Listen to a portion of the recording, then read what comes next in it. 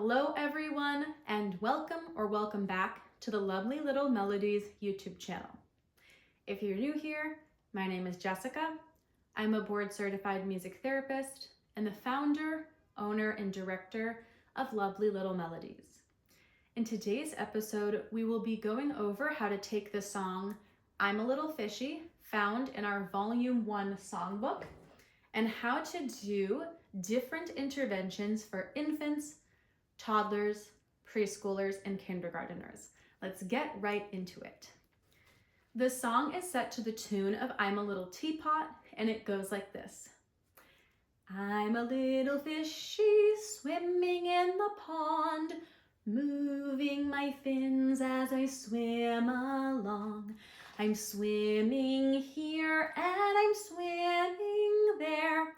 I'm swimming everywhere. Let's do it one more time with the gestures. I'm a little fishy swimming in the pond, moving my fins as I swim along. I'm swimming here and I'm swimming there. I'm swimming everywhere. So if you are doing that song with infants, I have the goal domain that it works on as a cognitive goal. And the goal is that students will show emerging object awareness as they track a visual with their gaze. So there are corresponding visuals for all of our songs on our curriculum. So you could use the gestures during that song, or you could use a visual, depending on how old the students are in your group. I know that a lot of toddler rooms are 3 months to 15 months, so if you have a majority of younger students, you could use the visual.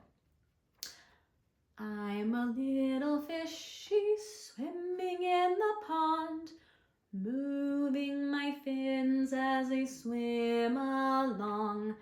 I'm swimming here and I'm swimming there. I'm swimming everywhere. Blub, blub, blub, blub, blub. So you could take the visual and you could move it while your students are sitting in a circle or while they're laying down, and you would be looking for them to demonstrate that they are showing they're aware of that visual moving. So if you were working with younger infants, you would be looking for that specific eye tracking, which would be a cognitive goal. But if your students are also moving their neck, now you are working on a physical gross motor goal as well as a cognitive goal. Now, if your students in your classroom are toddlers, the goal domain that this song is working on is expressive language. And the goal is that students will demonstrate emerging expressive language development by imitating gestures. So you would familiarize students with the song, the same gestures that we were using at the beginning. I'm a little fishy swimming in the pond, moving my fins as I swim along. I'm swimming here and I'm swimming there. I'm swimming everywhere. Now you would leave some space at the end of some gestures for your little ones once it's familiarized. I'm a little fishy swimming in the pond, moving my fins as I swim along. I'm swimming here and I'm swimming there.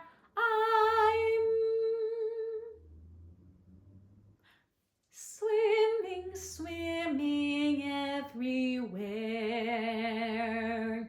Once students are familiar with that song, if you're pausing here, but you're going like this, you're going to notice that students start to automatically do that movement. So they're imitating the gestures. So technically it's a language goal, it's an expressive language goal, but it could also be seen as a gross motor goal because students are beginning to cross midline, waving their arms. If you're working with preschoolers, this is one of my favorite activities to do, is when we have a scarf or a blanket or a parachute when we pretend it's the ocean. Shout out to my mother who is helping me film this. So we're gonna pretend that this scarf is our ocean. So let's say I was working with preschoolers. I would maybe start shaking it, and then I would say, all right, my friends, we're going to put one fishy in the pond. And this would be much bigger and it would look better. I'm a little fishy swimming in the pond, moving my fins as I swim along. I'm swimming here and I'm swimming there. I'm swimming, swimming everywhere. Stop! Let's put one more fishy in our pond and let's move very slow. I'm a little fishy swimming in the pond, moving my fins as I swim along. I'm laughing because I see my mom on the other side of the camera and she's just looking at me with a straight face. But anyway, you're looking for students to show that they are collaborating with their peers, since this is a social emotional goal where they are participating in a group activity with peers. This is also demonstrating another cognitive goal, which is an active listening skill, following directions. But then we could take it beyond that and we could also show this is demonstrating increased gross motor strength through bilateral coordination. I'm bringing my arms up and down, both of my arms.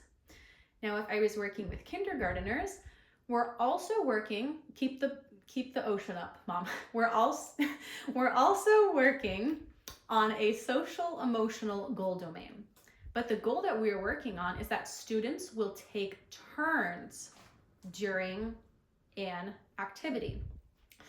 I'm a little fishy swimming in the pond, moving my fins as I swim along.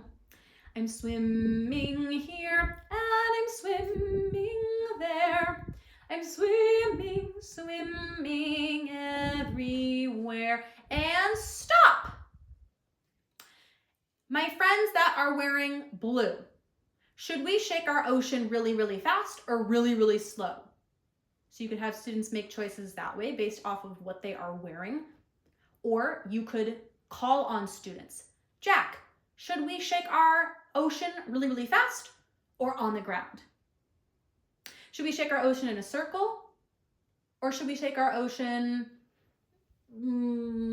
like baloney? I don't know. You can ask them questions and you can have them make choices during that group, but then you can expand upon it. I'm a little fishy swimming in the pond.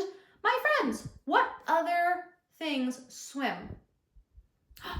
You're right, friends, mermaids swim. I'm a little mermaid swimming in the pond. And now you are making connections to other things that swim within that song for kindergarten. Thank you, Mom. So it's a social emotional goal domain that you're working on for kindergarteners. The goal is they are taking turns within a song, but then expanding beyond that. If students are making connections to other things that swim, or if students are making connections to other things they might find in a pond or in the ocean, they are making real world connections, which is an important storytelling skill. It's an important literacy skill for young learners. So see how it's the same song, but there are 4 different interventions on how to do it. There's different goal domains for each age group, and there are different goals that you are working on during the song. So that is how all Lovely Little Melodies songs are structured within our curriculum. We do this intentionally, and if you are wondering why we do that, I will link the YouTube video we just posted on the reason our curriculum is set up in that way. I would love to have you join the Lovely Little Melodies Annual Access Library. It includes access to all Lovely Little Melodies resources that I have created. It includes access to all of our curriculum, 200 songs, lead sheets, lyric sheets, visuals, hundreds of interventions just like these. It includes access to 8+ hours of professional development, so access to all of our courses, and a monthly coaching call with ongoing support with a music therapist, myself, and I'll also be bringing on some colleagues as well. Enrollment happens one time per year. So for the 2026 to 27 school year, our enrollment will be August 17th to August 31st. If you miss enrollment this year, you will have to wait until the following year to join our community. I would love to support you this school year, and if you would like more information or you don't want to miss enrollment this year, you're welcome to join the Annual Access Library waitlist, which is below. Thank you so very much for being here. Please make sure to like this video, subscribe, and a great free way to support Lovely Little Melodies is to share this video with a fellow educator or a director. Thank you so very much for being here. Until I see you next time, have a musical and magical day.